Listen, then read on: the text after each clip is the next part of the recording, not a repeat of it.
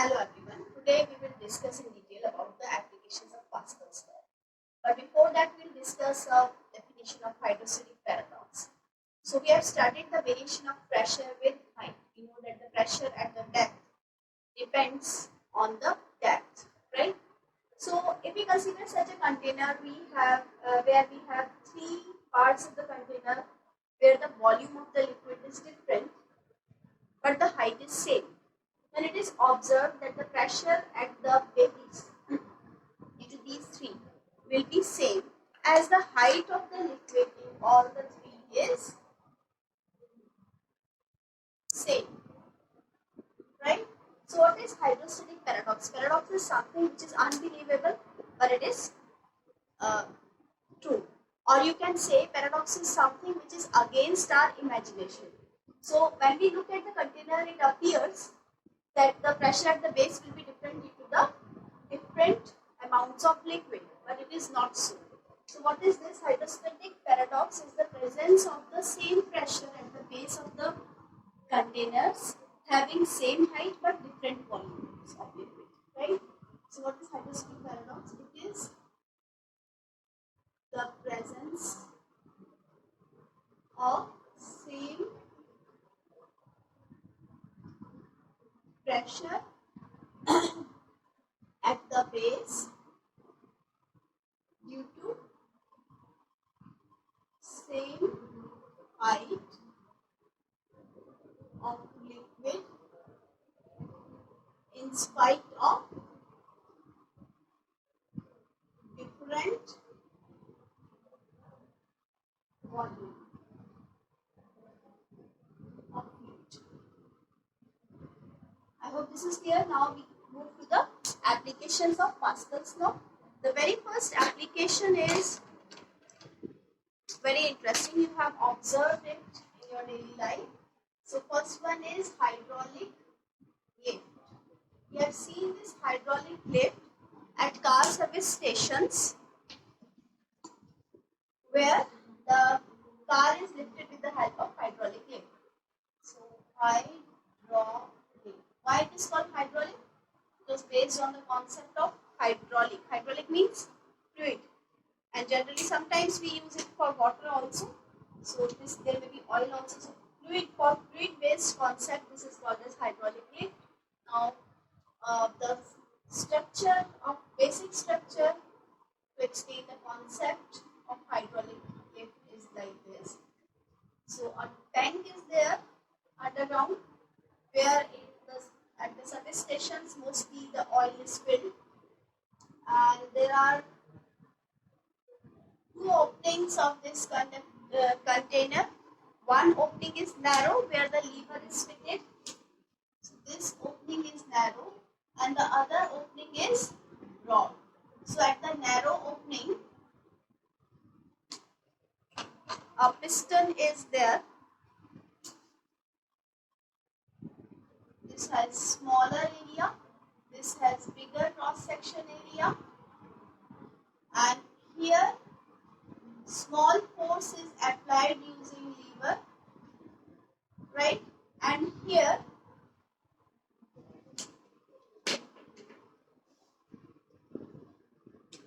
the car is kept. We have to lift the car using this. So when this small force is applied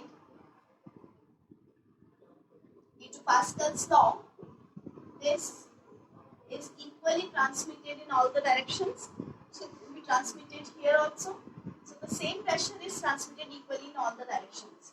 So here a force is exerted by the fluid upwards, right?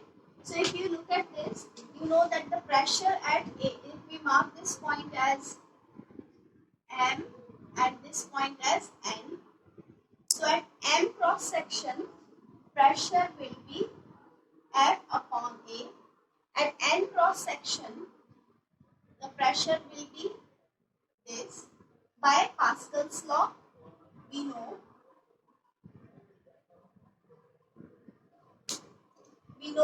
that both the pressure which is transmitted here, which is applied here, is transmitted equally in all the directions.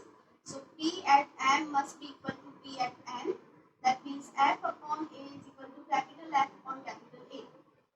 Therefore, how much force is applied here? Small f upon small a into capital A. We know that here A is very greater than A. So therefore, the force which is exerted by the fluid on the piston where the car is kept, this pressure is greater than F. So this is also called as force multiplier.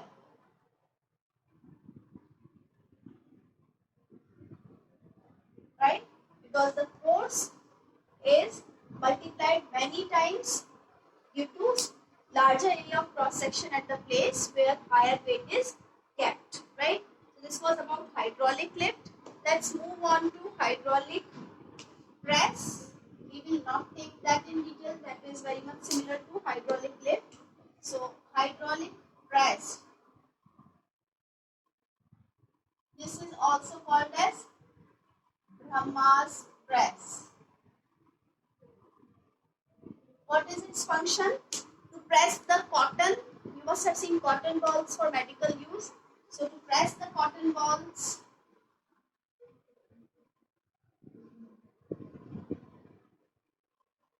press cotton.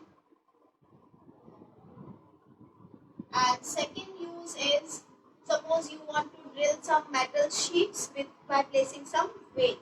So drilling metal sheets. So what would be the structure? The structure will be slightly different. I'll just draw a symbolic structure here.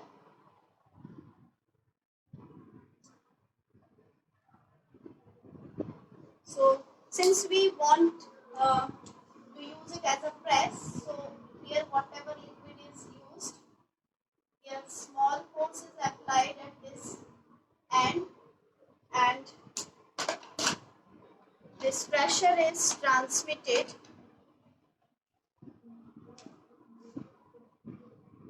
here. So here high pressure will be exerted into more cross-sectional area. So this is your mass press or hydraulic press. Third is your hydraulic brakes. Hydraulic brakes is an interesting concept. Nowadays we have power brakes. So previously we used to have hydraulic brakes. I'll draw a diagram for that also. Not in detail in the course, but this is an interesting concept, so I love teaching it. Hydraulic brakes. So I'll just quickly draw a diagram, symbolic diagram. This is your brake pedal, and when you press the brakes, so what happens? There is a piston attached to a cylinder where this brake oil is kept. This is a metal cylinder where this brake oil is kept, and then this is connected to, I'm showing one of the wheels, and this will transmit it to other wheels.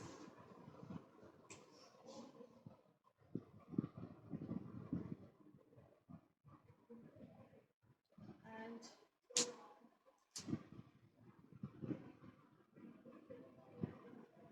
here we have another big cylinder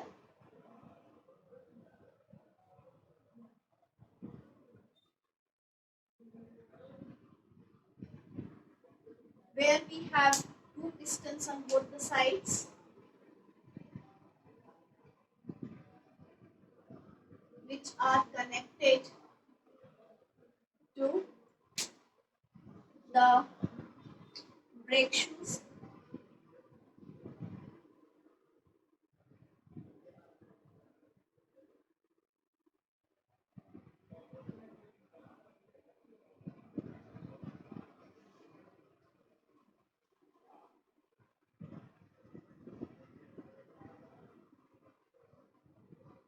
Which are fitted over the wheel, and when this is pressed, this presses on the wheel, and when there is no requirement of applying the brake, what happens is that this spring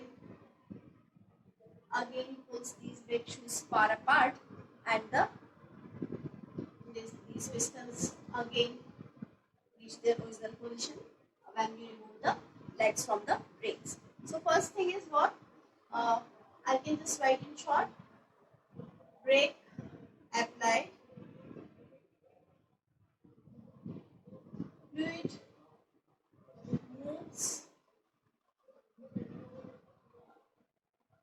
right? I'll mark these pistons as P1, P2. P1, P2 move,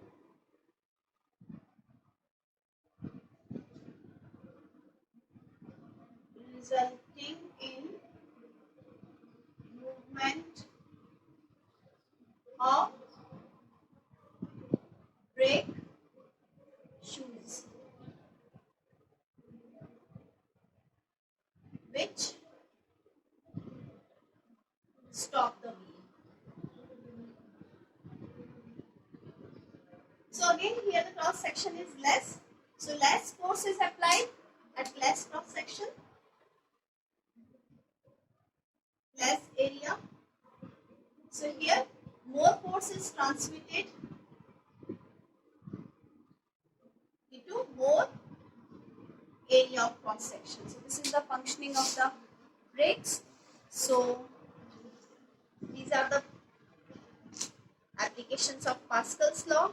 Now we will discuss about two more applications of Pascal's law. These are something which we observe in daily life. So this was also used in Torricelli's method of finding the atmospheric pressure. So I'll first rub the board.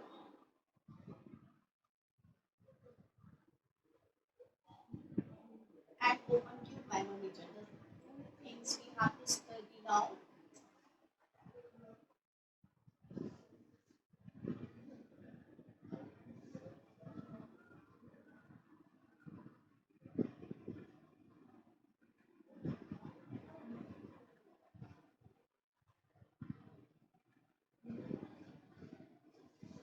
So first is Torricelli's method.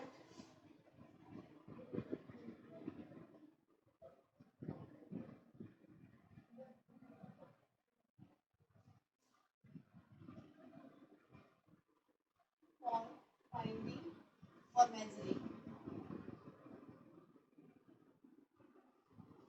atmospheric pressure.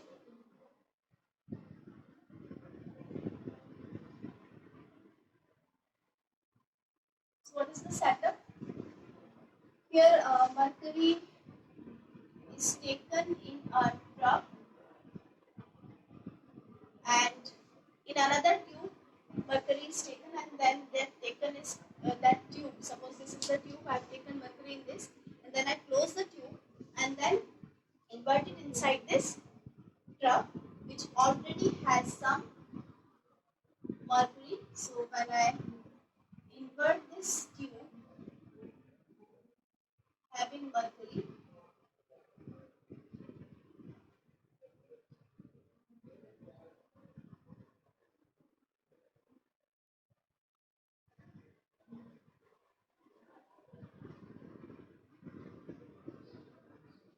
I'm considering 3 points here. This is point A, suppose this is point B at the same level, and this point is C just at the surface of the mercury. A small space is left above this mercury inside the tube. So I can say that pressure at A is equal to pressure at B is equal to atmospheric pressure. Why? Why so? Because A is exposed to atmosphere and B is having same height. So that's why we know that the pressure at same height is same. So pressure at A and B will be same. But pressure at A is atmospheric pressure. So I can say that these are atmospheric pressures. Suppose the height of the mercury column is h. Then you can say that PB minus PC is equal to H, density of mercury, into G, where rho m is the density of mercury.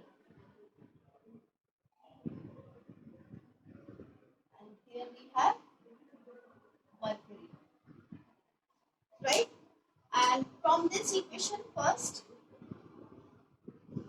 in second, I can write that atmospheric pressure minus EC is equal to H rho m G. Now look at this. Above this mercury, there is no air and a few vapors of mercury are there. So the pressure at C is nearly zero. Why? There is no air. Only a few mercury vapors.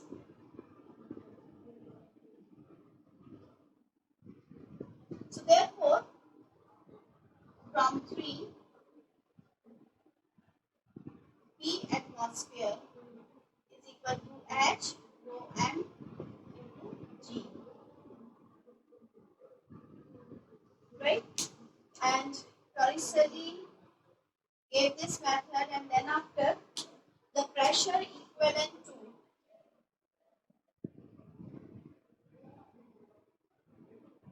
76 centimeter of mercury is considered as 1 atmospheric pressure.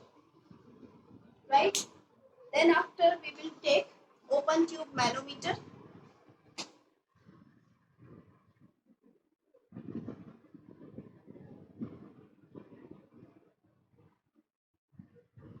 This is used to find the pressure difference.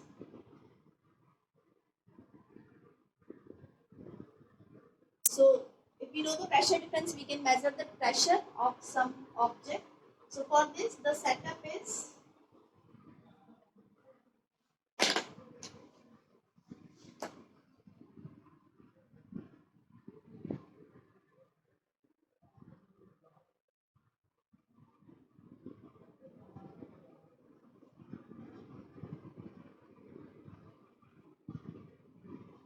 and then this is connected to a big bulb where that material is filled, whose pressure we have to find out, whatever material it is.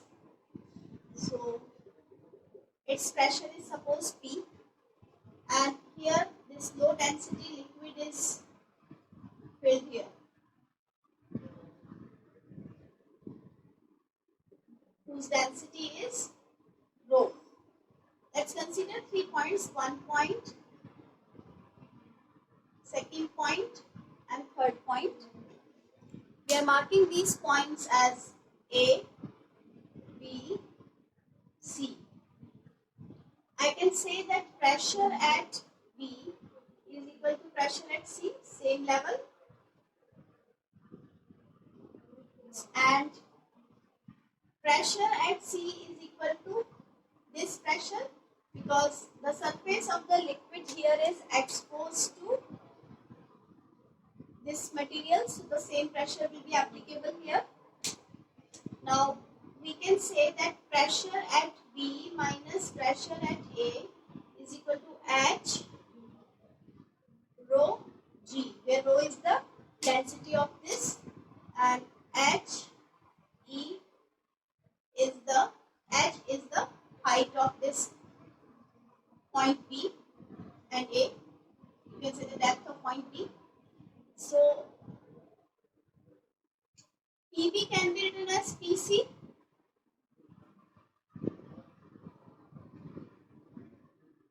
and PC can be written as P.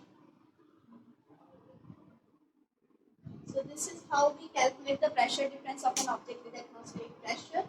And this is taken in this bulb. So I can mark this as equation 1, this as 2, and this I have written from 1. And this I have written from 2. So this is about open tube manometer. Now here we need to mention an important thing, that for liquids,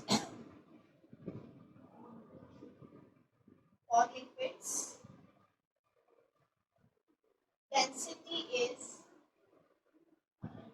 nearly constant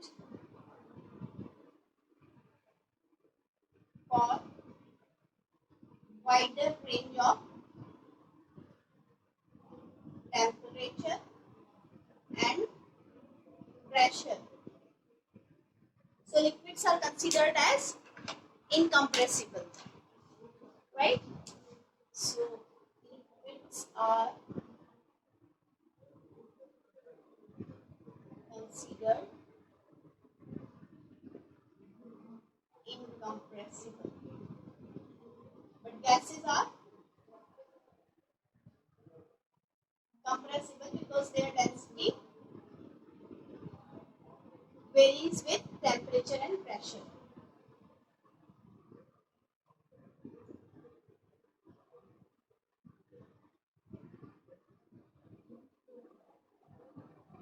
Right?